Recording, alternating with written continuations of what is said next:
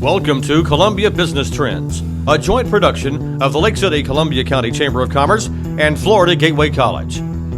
Columbia Business Trends keeps you informed on what's happening in the business community in Lake City and Columbia County and upcoming events. Now, the hosts of Columbia Business Trends, Danielle Decker and Noah Walker. Welcome to Columbia Business Trends. I'm Danielle Decker. And I'm Noah Walker.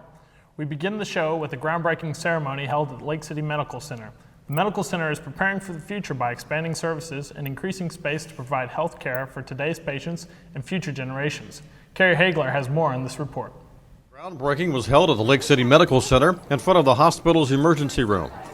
The $9 million project, when finished, will provide more space for the ER and bring the cardiac catheterization lab inside the main hospital. The Medical Center ER averages nearly 27,000 visits per year. The ER will expand from 11 to 22 beds and will increase space to 7,300 square feet. Lake City Medical Center physicians, staff, and members of the chamber celebrated the event by digging the first scoop of dirt. And what this will do for us will certainly provide capacity and well-needed capacity to treat more people, but also will allow us to expand our subspecialty coverage of cardiology to advance our hospital and in the future provide interventional cardiology services to this community. This project is expected to be finished by next spring. The Medical Center has other plans for expansion. In the next few years, plans are to finish construction on a third floor to the main complex that will add more inpatient beds. Each year, the Lake City Columbia County Chamber hosts a legislative breakfast for its members to let them hear directly from lawmakers on new and pending legislation. This year's breakfast was held in June at the Country Club of Lake City. More than 100 chamber members attended this year's legislative breakfast to hear state, federal, and local officials speak about recent accomplishments. First up was Ken Lawson, Secretary of the State Department of Business and Professional Regulation. Lawson says Governor Rick Scott has been a business-friendly chief executive, and this year was no exception. The business climate has grown, and now we're in what Governor Scott calls the opportunity economy. And things have gotten better. Private sector job growth, month to month, has been positive for 34 months. Congressman Ted Yoho says Congress has to do something soon about the $17 trillion national debt facing the nation. He says the debt will hurt businesses and consumers alike in the near future. We're at $17.5 trillion in debt. We're on track to go to $25 trillion in debt before this administration's over. And I'm not putting blame on an administration. You need to understand the process. Things are set on automatic spending, that if we don't correct course, we're all going to suffer. This country will suffer. State Representative Elizabeth Porter spoke of accomplishments in the past session of the legislature that ended in April. Because we're taking the responsible route, we're spending the dollars where we need to, we're leaving money in the hands of the business owners who create the jobs and build the businesses. And that's what it's all about, and that's why Florida is coming back, along with the help of Governor Scott and leaders like Secretary Lawson, who do the right thing for the business owners so that they can create jobs and continue to help us improve and prosper as a state. The legislative breakfast is one of the biggest draws of the year for the Lake City Chamber of Commerce. The event was sponsored by Clay Electric and People's State Bank. Some are challenged by today's technology, but the Chamber was there to help by offering a workshop to help those a bit intimidated by high-tech issues. A program called Tech Talk was presented at Florida Gateway College in late July in the college's Wilson Rivers Media Center. Representatives from First Federal and the Alachua County School District were there to explain how to handle tech issues. 35 attended the first Tech Talk presented by the Chamber. Dale Tompkins of Lake City was the translator and made the terminology easy to understand. The panel, explaining real-world problems facing today's business people, did so without a sales pitch of any product.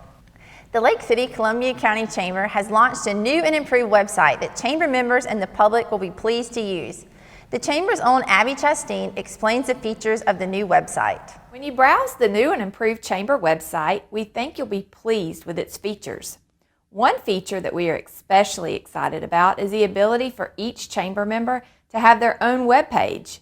The Chamber staff is happy to now be able to update the website with the most current, up-to-date information so members and the community will have a one-stop site to stay informed.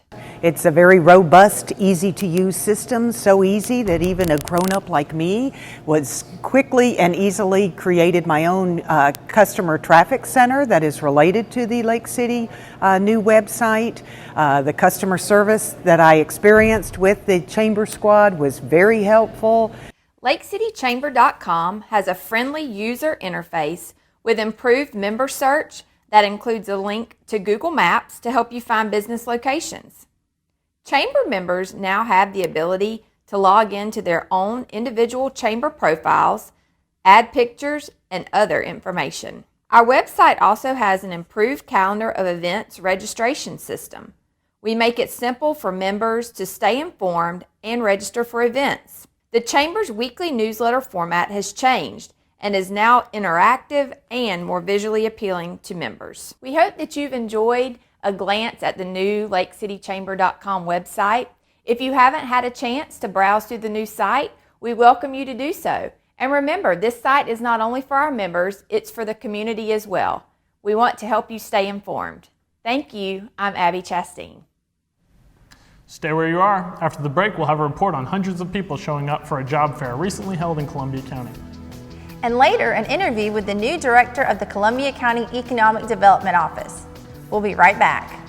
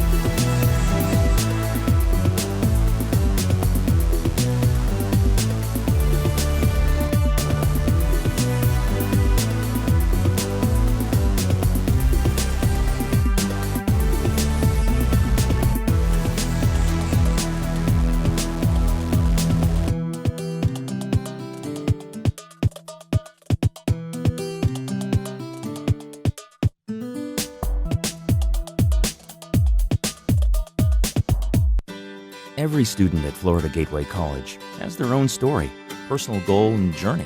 I'm going to college for my mom, and I know she's rooting for me. That's why we wanted to celebrate them and their success. I'm at FGC to invest in my future. That's why we focus on helping you get the education you need to get where you're going. Florida Gateway College has afforded me the ability to deliver the best health care to my community. Find the program or degree that's right for you and start your journey today at fgc.edu.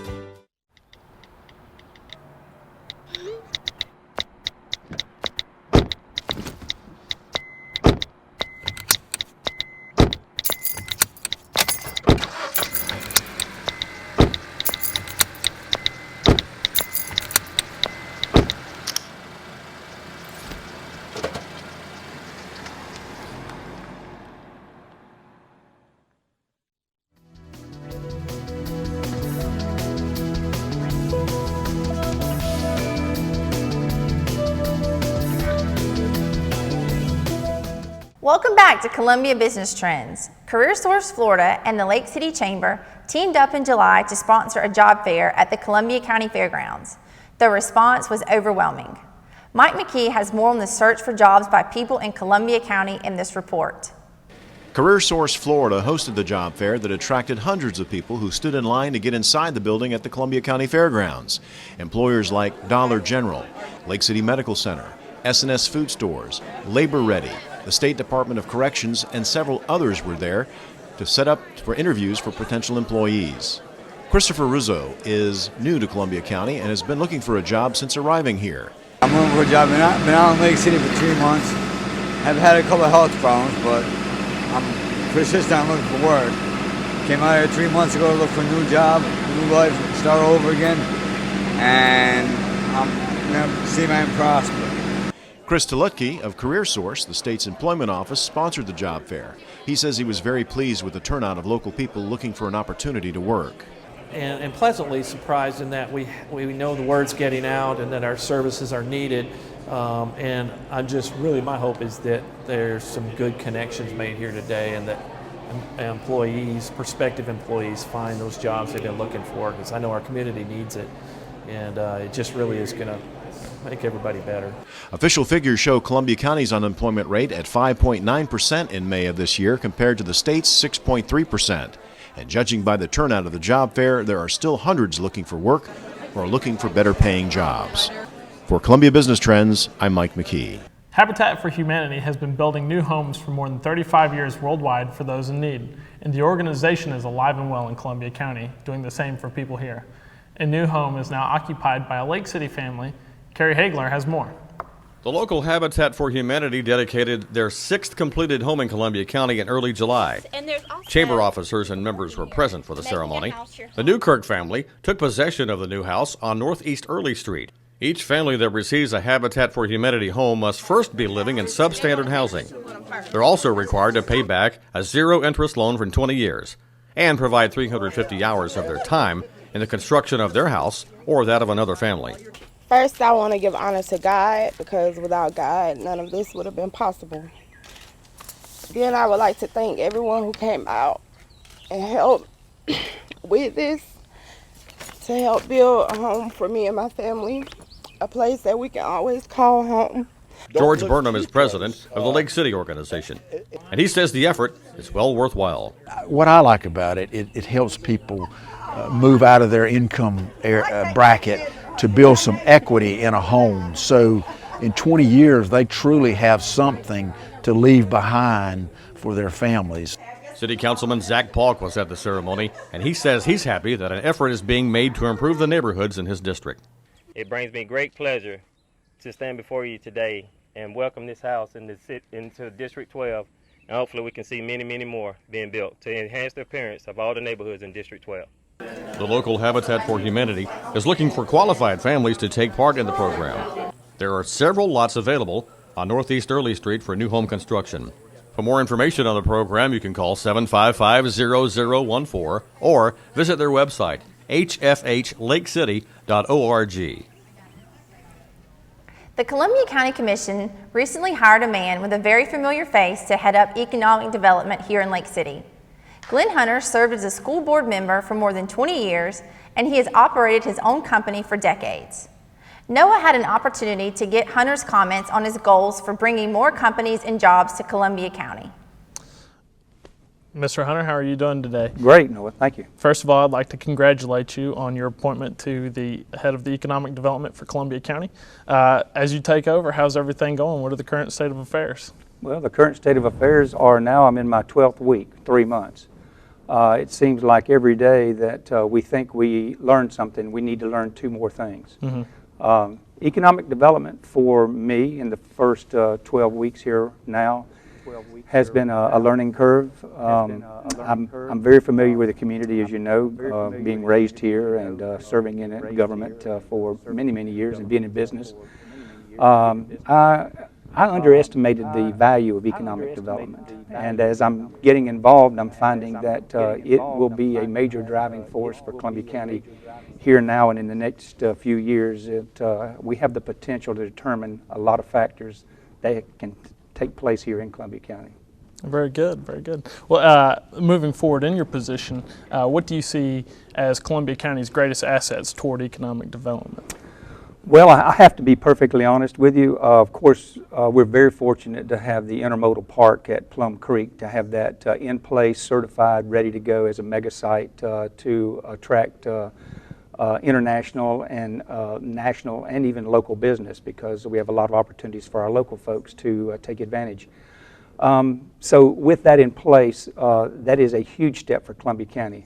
However, I have to say that the calls that come into our office that we work with quite regular are coming into our office because of the old cliche of gateway to Florida. People in Columbia County for 30, 40 years have always bragged and said, you know, we're the gateway to Florida. We've got I-10, I-75, 90, 441, major railroads. However, I think now is the time for us to capitalize on that and take advantage of that I-10, I-75 corridor. We have some things in mind and in place that we're wanting to strategically go out and start prepping and getting ready for that. But there's many businesses, distribution, manufacturing businesses, that don't need all the things that the intermodal park might have. However, they need to know that they have a site they can quickly access and develop and start with their transportation for their products for distribution.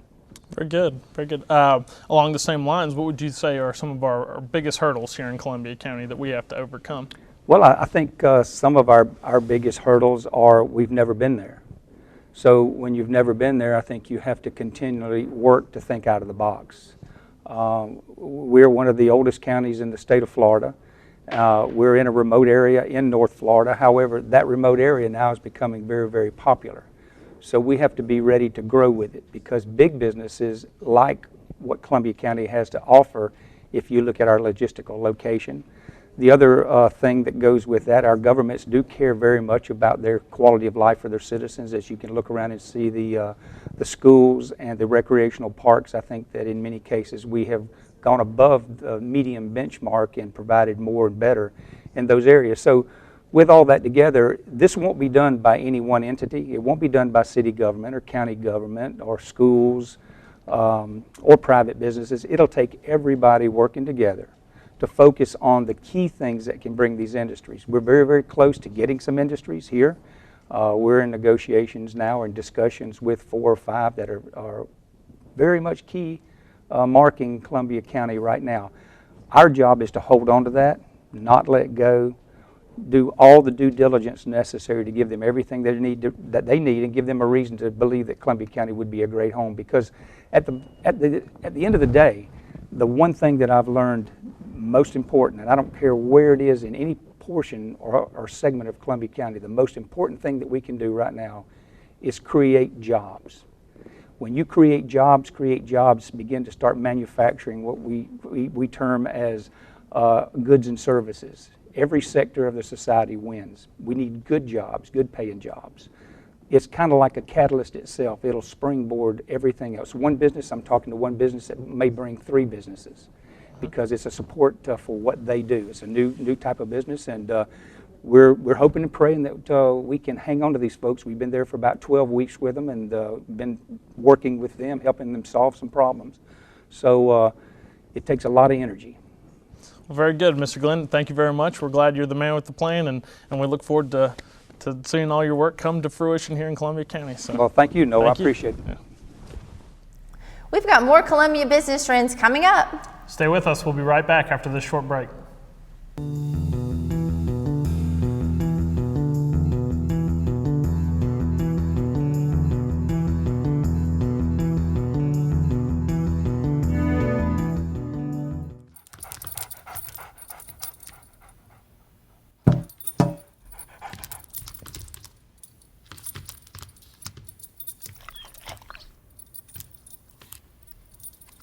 There's a shelter pet who wants to meet you. Meet one today. Visit theshelterpetproject.org. Adopt.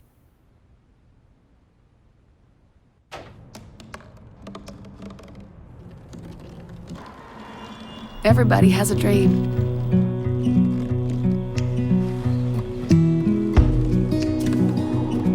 Mine was to see the ocean. And with a little help, I made it.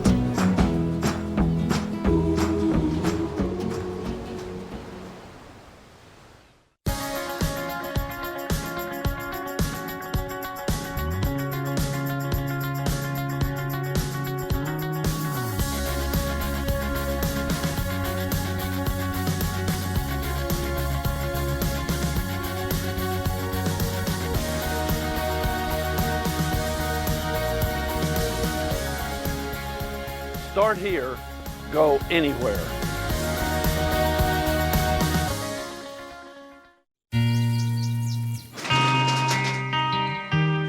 I've got a job to do today. I've got a job to do today.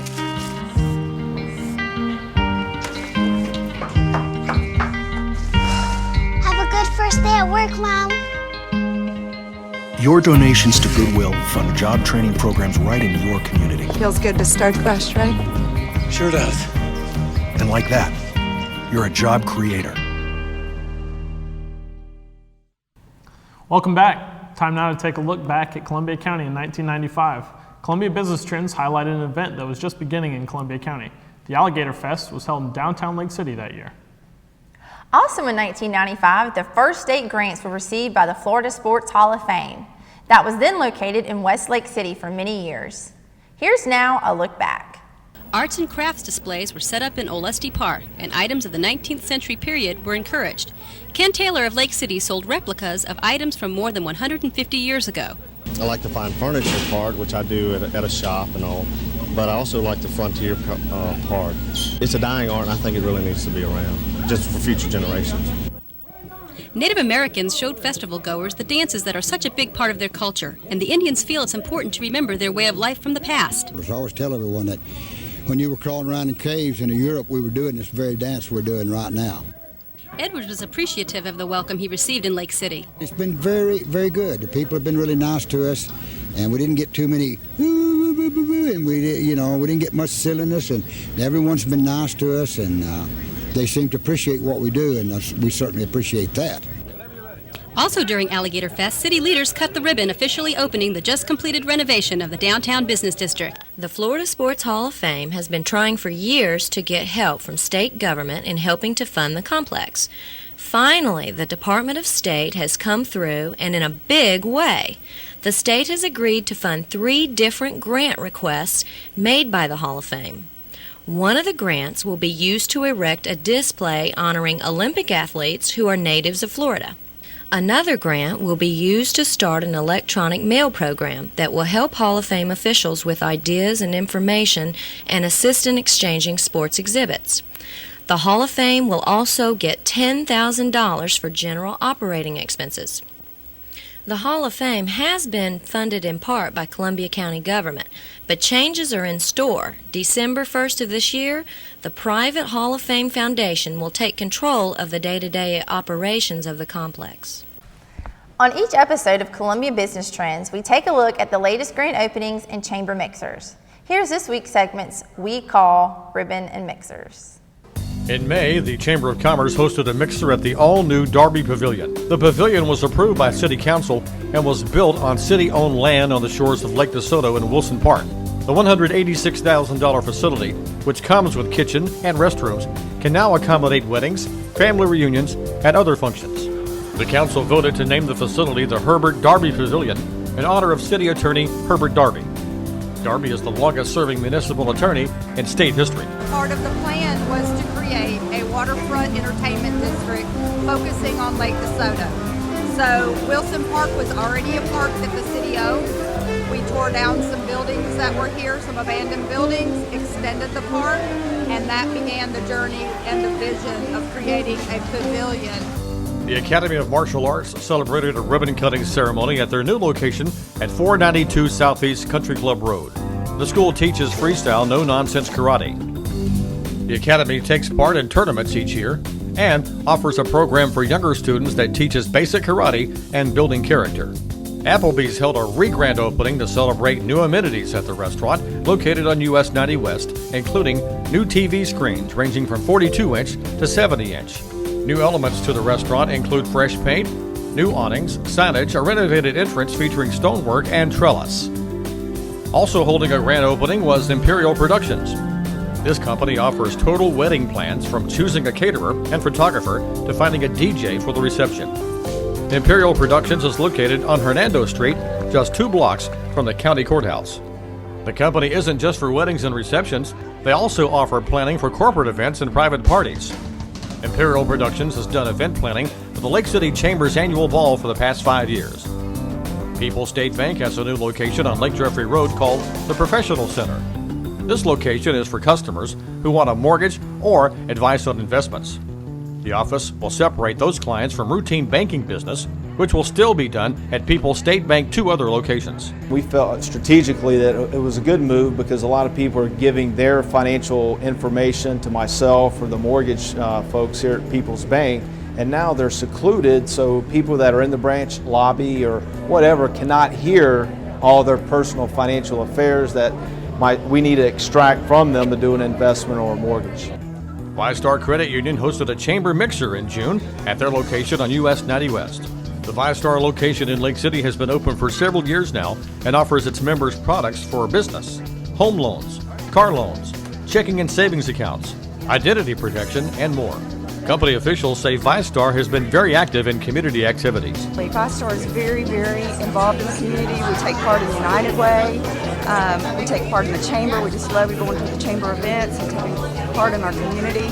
We also support our Richardson Center.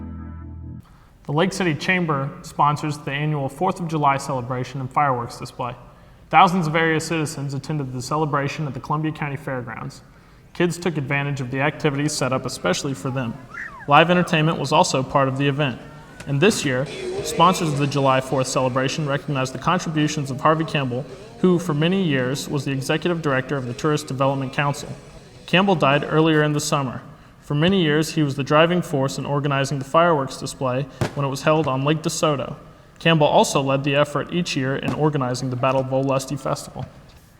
That's Columbia Business Trends for this month. Our thanks to the Media and Public Information Department at the Florida Gateway College for producing the show. We'll see you next time for another episode of Columbia Business Trends. Thanks for watching and have a good night.